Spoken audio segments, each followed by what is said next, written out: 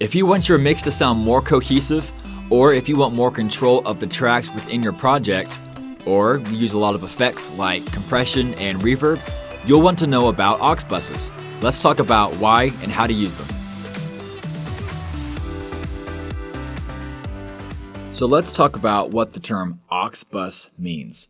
The word aux is an abbreviation of the longer word auxiliary, and auxiliary means additional help or support. So in terms of audio, it just means an extra track.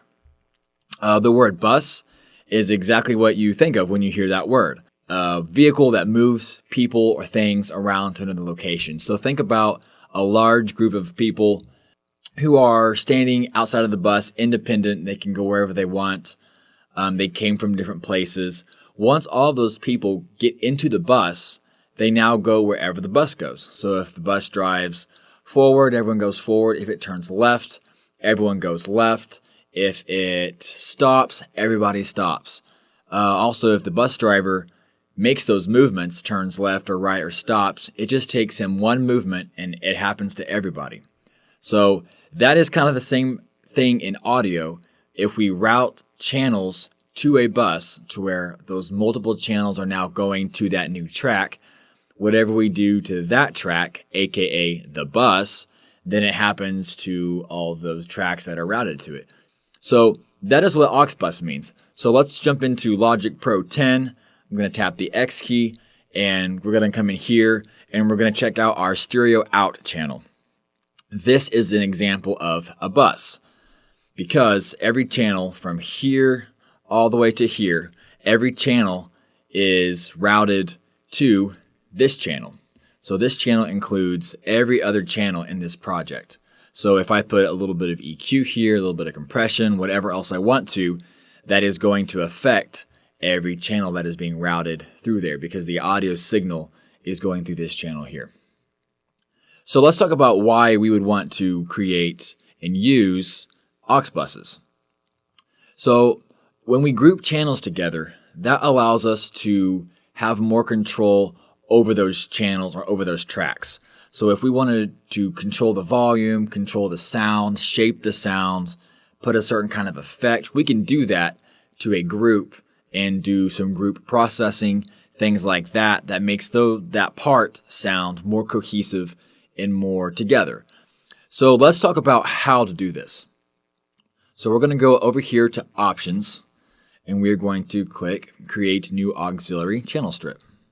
Once we do that, Logic Pro creates one down here, and I'm going to call this, let's do acoustic guitars. So I'm going to do AC guitars. All right, so here we go. So this is a channel, but I only want my acoustic guitars going through.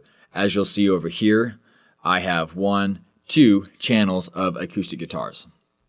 I want to run those through this channel here. So I'm going to go up here to the input of this channel, and this tells Logic where to send the audio to. So this is bus 11. I can really choose any one of these buses. You can see there's some other things going on here. I'm going to choose bus 11. All right, so now this channel is ready to go. I'm going to bump this volume up to about here. All right, so now I'm going to select my 2 guitar tracks, and I'm going to go here to the output. I'm going to go to bus, and I'm going to choose acoustic guitars. So now my acoustic guitars are going to this channel as opposed to just going individually to the stereo out. So now if we were to follow the signal chain, it first comes in through here, hits the EQ, goes through these effects here, goes through the sends, which I will cover in a later video, and then it finally is redirected to bus 11. Well, where is bus 11? We chose bus 11 to sit right here. So now the audio comes back in and hits bus 11. So now you'll notice the same thing happens to this track here. The signal comes in here, goes through the EQ, goes through any effects, goes through any sends, and then the output is bus 11 again. So this also is hitting bus 11. So this track is the combination of these 2 tracks right here. So now whatever I do to this track, whether it's EQ, whether it's compression, whether it's any kind of effect, whether it's panning, anything like that. The level right here, it's all going to change the sound of these two tracks because these two are going through this channel right here. So I hope this video helps you understand why we use auxiliary buses in audio, and also how to use them and how to set them up. I have another video coming out that talks about auxiliary sends, and it kind of builds upon the information of this video, so watch out for that one. That will help you take the principles learned in this video to the next step.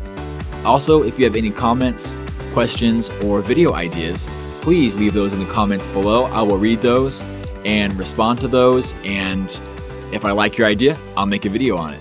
So thanks a lot for watching. See you in the next video.